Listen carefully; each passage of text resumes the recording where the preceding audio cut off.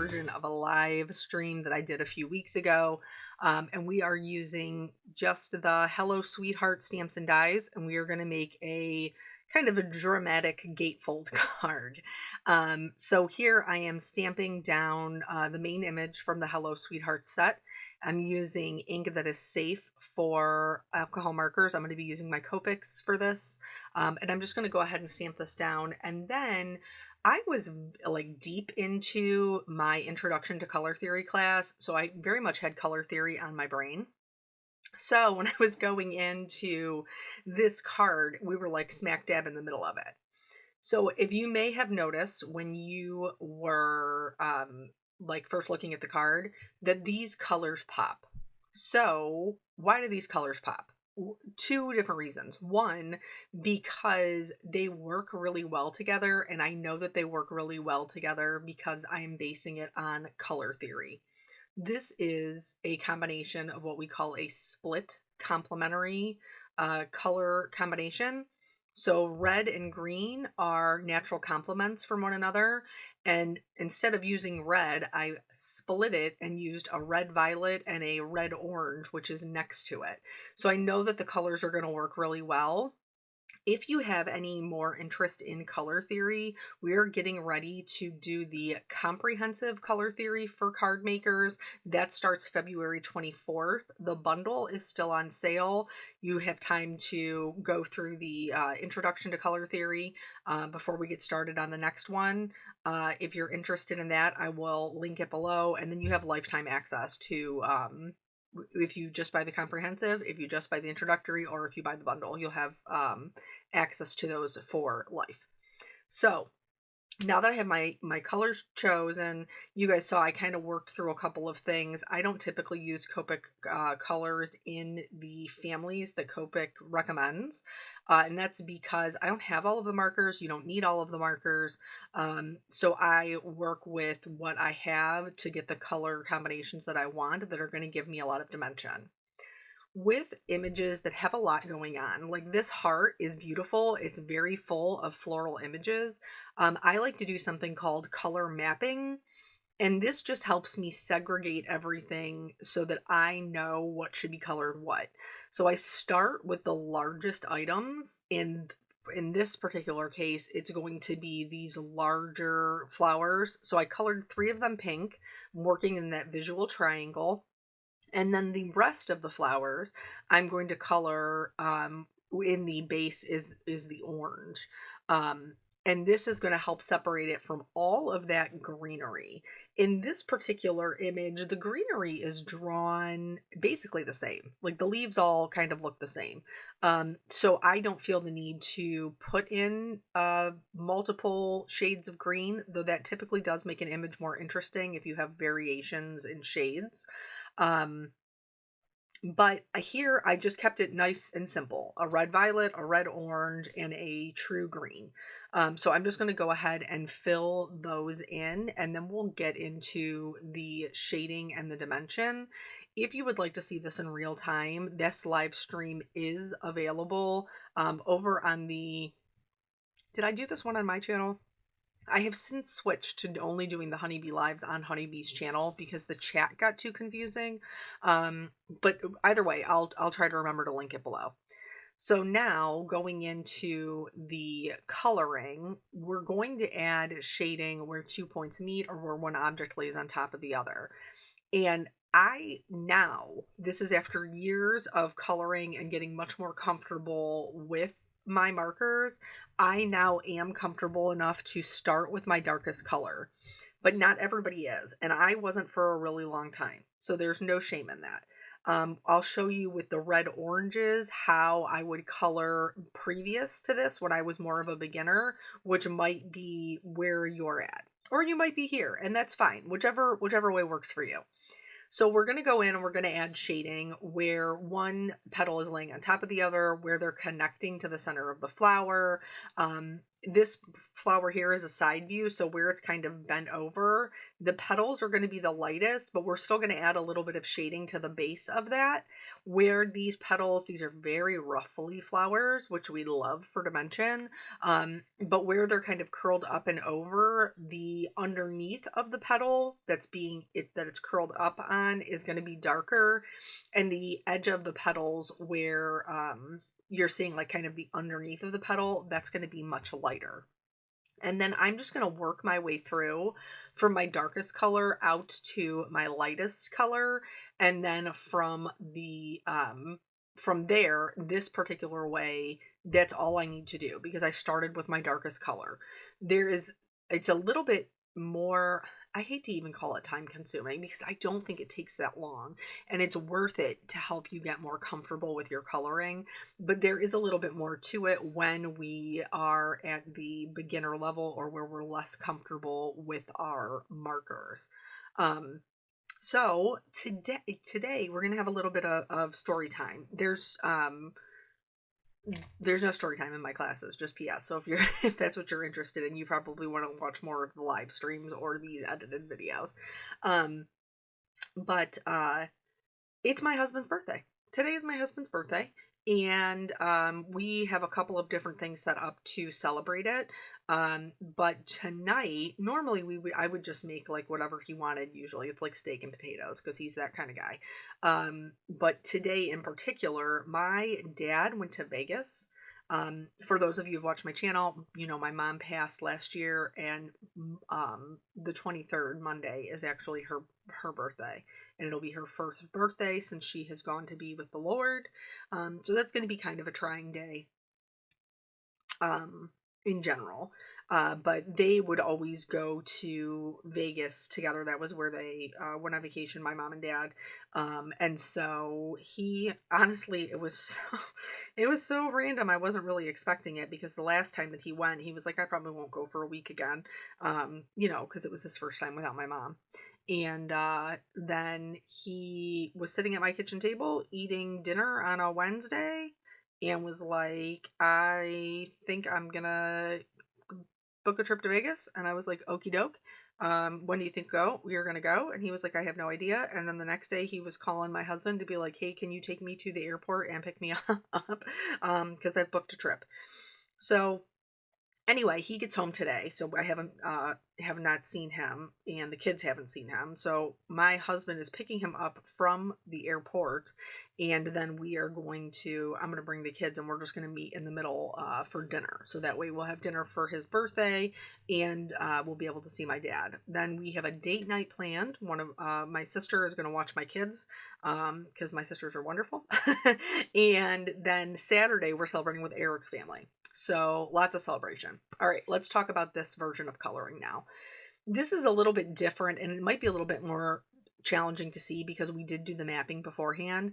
But with this style of coloring, we start with our lightest color, and we use our lightest color to lay down all of our shadows. So we don't fill up the whole flower. We're only going in there and adding where we want our shadows to be. So I showed you with the lightest color, even though I have it all filled in, just so you would know that that is in fact part of the process. Normally it's just all white. And then here I'm going in from my lightest color to my light mid-tone, which in this case is an R08. And again, I'm just adding in the shadows. From there to the R29, just the shadows again. Okay, so we're just kind of layering the color over the previous one. We're not extending it out. We have lots, you can see all of that light color to begin with. That would normally all be white. And so out to the very darkest color, which in this case is a red. I wanted my flowers to be definitely more on the red side of the orange because I felt like it was going to be like make it really pop with the greenery. And then once we get out to the darkest, then we're going to go in reverse. We've already used these colors, and this is why I said it's a little bit more time consuming. But then now we're going to go over our darkest color, that R59, and we're going to extend it out just slightly. So now we're starting to fill up that area in the petals. And we're going to still reserve some light area for the highlight as we work back out to that lightest color. But the majority of what you're going to see is your um, dark midtone and your light midtone. Your darkest color should only be your shadows, and your lightest color should only be your highlights, which are going to be like the tips of your petals, where those petals are curled over. That would be your lightest color. So those are going to be much smaller areas. I know dark colors are scary, but we do need them to create dimension. And then from there, I'm just going to go through and I'm going to color the rest of the flowers with that same color combination before we move on to the centers here. You can only see the center of the flowers, like the center is separate for the pink ones.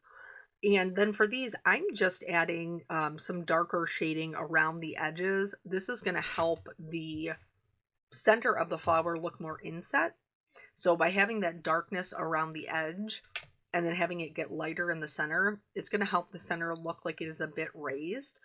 And you can see that I am also doing some dots, like little polka dots. That is what we call stippling. And we use that to create texture.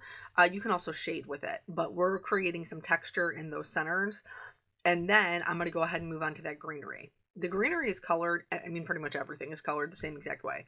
Where 2 points meet, we have shadows, and where one object lays on top of the other. So some of these some of these leaves are going to look a little bit darker because they're behind other leaves.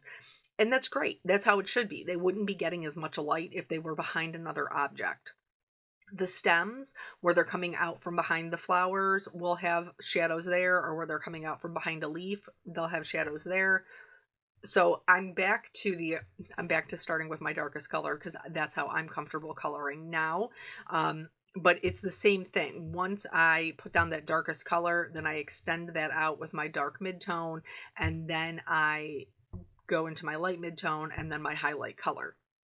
You can see these colors work really, really nicely together, regardless of like what the background is.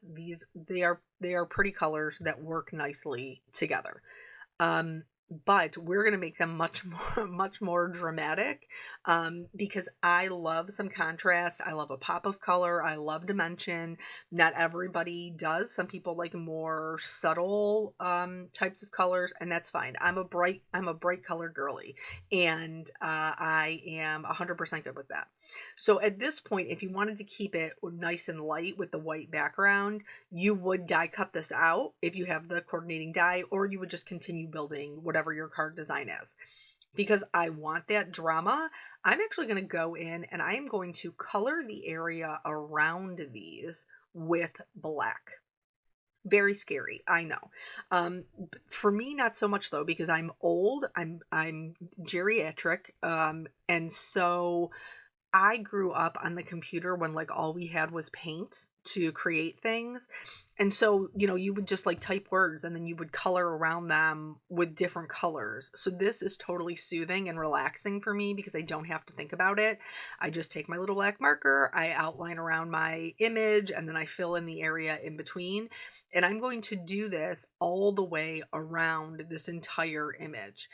And as I'm doing that, you will see how the image totally pops forward. This is much easier because we've stamped in black ink, and that black line is giving us a barrier.